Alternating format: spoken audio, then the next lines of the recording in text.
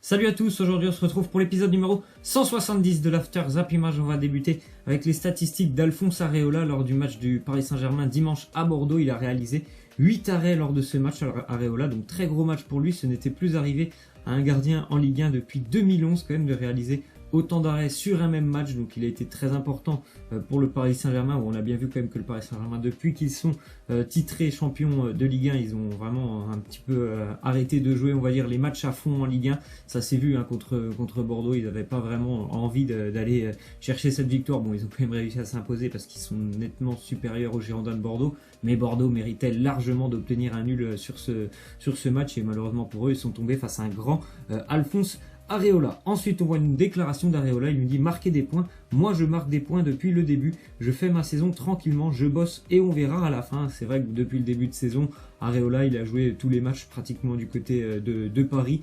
Donc c'est tant mieux pour lui. Hein. Je pense que le Paris Saint-Germain commence vraiment à compter sur lui. Je ne sais pas s'il sera présent la saison prochaine. C'est ça la petite incertitude autour d'Areola. C'est que je pense que le Paris Saint-Germain a quand même toujours envie de recruter un nouveau gardien et un gardien de renom. Je pense qu'Areola, c'est un très bon gardien de Ligue 1, mais le Paris Saint-Germain, ce qu'ils veulent, c'est des stars. Donc quand on parle de stars niveau gardien, je pense que Oblak ou Thibaut Courtois, ça intéresse plus le Paris Saint-Germain. Donc je ne sais pas si Areola pourra encore une fois garder les cages parisiennes l'année prochaine. Ensuite, on voit une déclaration, enfin une info qui concerne Manchester United et José Mourinho, qui n'est pas fermé au départ d'Anthony Martial selon The Times.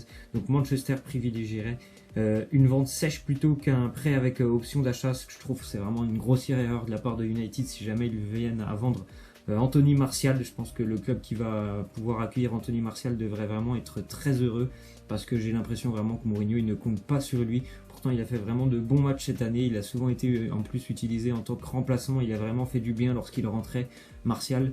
Mais bon, visiblement, ça ne fait pas l'affaire avec Mourinho. Il préfère certainement avoir d'autres styles de joueurs, mais je pense que c'est vraiment une grossière erreur du United si jamais il venait à le vendre. Ensuite, on voit une déclaration de Jürgen Klopp, l'entraîneur de Liverpool. Il nous dit: Salah, c'est fantastique, je suis réellement heureux pour lui. C'est une réussite fantastique, mais la saison n'est pas encore terminée. Je pense qu'il l'a bien mérité. Il a été sacré meilleur joueur de Première Ligue, Mohamed Salah, et je pense que c'est amplement mérité. Ainsi qu'il va certainement, à moins d'un gros retournement de situation, terminé meilleur buteur de Première Ligue. Et puis il a été vraiment décisif avec Liverpool à presque tous les matchs. Il a fait une saison à plus de 40 buts sur toutes les compétitions, c'est assez incroyable, alors qu'il reste quand même des matchs à jouer.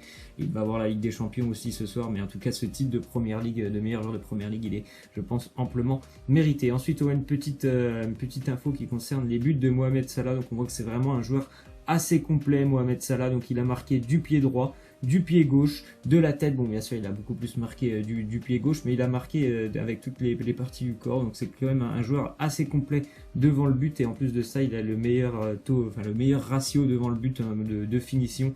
60% de ses tirs qui vont quand même au fond pour Salah, donc c'est quand même assez incroyable ces statistiques qu'il a avec Liverpool pour sa première année.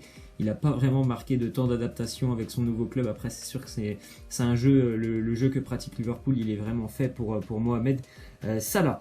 Ensuite, on voit le classement des meilleurs buteurs en Première Ligue. Donc comme je vous l'ai dit, Mohamed Salah premier avec 31, Kane deuxième 26, et déjà le trou Agüero 21 buts. Donc normalement Salah devrait terminer meilleur buteur de Première Ligue. Ensuite, on voit les résultats qui ont eu lieu lors de cette journée de Première Ligue et le classement. Donc le classement, bon, on sait très bien que le classement, il n'y aura plus grand chose qui va changer, que ce soit au-dessus ou dans la course pour le maintien, même si c'est pas encore terminé pour la course au maintien.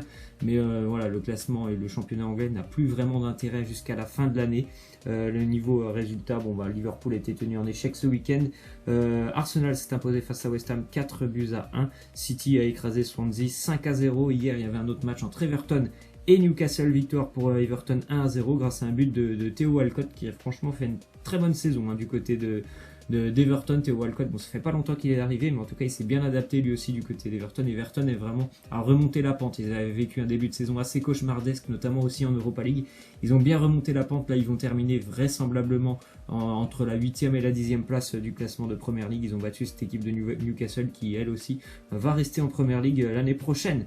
Ensuite, déclaration de Bakary Sagna. Il nous dit: Arsène Wenger me traitait comme un fils. Il était proche de moi quand j'ai perdu mon frère. Comme un père, mieux qu'un père, hein. C'est dire la relation que peut avoir Arsène Wenger avec certains de ses joueurs et certains aussi anciens joueurs, hein. Bacary Sagna, il est passé par Arsenal, mais il n'y évolue plus.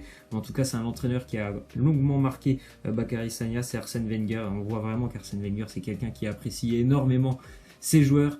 Après, bon bah voilà, je pense qu'il y a aussi des supporters du côté d'Arsenal et qui ont souhaité son départ un petit peu trop virulemment, je pense, parce que bon, il n'y avait pas les résultats escomptés du côté d'Arsenal, mais je pense que voilà, ce qu'il a fait depuis qu'il est arrivé au club, Arsène Wenger, c'est quand même assez incroyable. Ensuite, déclaration de Arsène Wenger, il nous dit: à la minute où je vous parle, je suis trop attaché à ce club pour dire que j'irai dans un autre club. Honnêtement, je ne peux pas vous en dire plus parce que je ne veux pas que vous reveniez me voir dans 6 mois et me dire que je vous ai menti. Donc Arsène Wenger, on ne sait pas s'il quitte Arsenal pour se retirer du football ou si tout simplement il y a un autre club qui peut l'intéresser. En tout cas, c'est sûr que de passer plus de 20 ans dans un club, tu peux avoir quelques réticences à t'engager avec un autre club parce que tu te sens très très attaché auprès du club que tu viens de quitter comme Arsenal. Donc c'est vrai qu'il y a le Paris Saint-Germain qui est très intéressé par Arsène Wenger. Après on verra s'il va rejoindre le PSG ou pas, parce que bien sûr il y a aussi Thomas Tuchel qui pourrait possiblement devenir le prochain entraîneur parisien. Ensuite, on voit une déclaration de Rivaldo, l'ancienne star brésilienne du football. Il nous dit: Neymar doit quitter Paris dans le foot pour être le meilleur. Il faut jouer en Espagne d'après ce qu'on me donne comme information. Il a la possibilité de jouer au Real Madrid là-bas. Oui, il peut être le meilleur joueur du monde. Donc c'est pas la première fois que des stars brésiliennes lui incitent Neymar à revenir du côté de l'Espagne après le Barça ou le Real. Ça, on ne sait pas, mais en tout cas, pour beaucoup de stars brésiliennes, Neymar ne pourra pas être le meilleur joueur du monde en continuant avec le Paris Saint-Germain. Moi aussi, je suis à peu près, enfin c'est pas que je suis à peu près sûr, mais c'est ma conviction personnelle, c'est que Neymar ne deviendra pas le meilleur joueur du monde en restant à Paris. Après, c'est tant mieux pour la Ligue 1 qu'il soit là, mais je pense que pour lui, il aurait dû rester du côté de l'Espagne. Donc on voit qu'il y a beaucoup de stars brésiliennes qui l'incitent à revenir en Espagne. Ensuite, déclaration de Jürgen Klopp, il nous dit: la Roma a tout mon respect, les deux équipes méritent d'être là et ont une chance d'aller en finale. Je comprends que tout le monde prévoyait un City Barça, mais ça ne sera pas le cas et c'est le football. Que ça soit nous ou la Roma, on mérite d'être ici. Bien sûr que Liverpool et la Roma méritent d'être en demi-finale de Ligue des Champions. Elles ont vraiment fait des quarts de finale impressionnants, ces deux équipes. Donc ça sera un match très ouvert, un match je pense spectaculaire ce soir, avec de grosses attaques en général, hein. C'est du football plutôt offensif, hein, ces deux équipes qu'on devrait voir ce soir. Donc de grosses attaques, et ça fait vraiment du bien aussi de voir deux équipes qu'on n'avait plus l'habitude de voir à ce niveau-là de la compétition, et d'avoir un petit peu de changement dans le dernier carré de cette Ligue des Champions. Ensuite, déclaration du directeur sportif de l'Inter Milan, il nous dit: je ne pense pas que nous aurons nécessairement besoin de vendre un gros joueur si nous ne participons pas à la Ligue des Champions, car la saison dernière nous avons trouvé une façon d'équilibrer les comptes. Alors, je ne sais pas quelle est la façon que l'Inter a trouvé pour équilibrer ses comptes, mais en tout cas, si l'Inter ne participe pas à la Ligue des Champions, ça ne sera pas nécessairement le cas pour un départ de Mauro Icardi, hein. C'est ce que nous dit le directeur sportif de l'Inter. Après, je pense que si un club arrive et est prêt à poser plus de 100 millions d'euros ou 100 millions d'euros pour Mauro Icardi, je vois mal quand même l'Inter refuser une telle proposition. Ensuite, on voit que Jonas Hector prolonge jusqu'en 2023 avec Cologne, actuel dernier de Bundesliga et presque officiellement relégué. Bon, il a prolongé, mais ça ne veut pas dire qu'il va aller jouer en Bundesliga 2 l'année prochaine, hein. Jonas Hector, il a largement le niveau pour évoluer